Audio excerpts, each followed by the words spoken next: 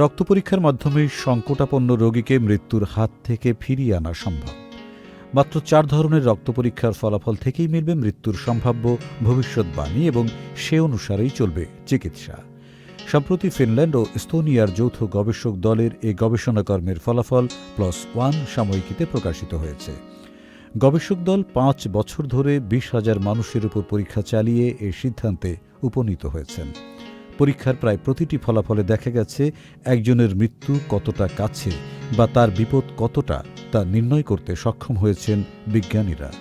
ফিনল্যান্ডের গবেষকরাও আলাদাভাবে যাচাই করে একই ফল পেয়েছেন।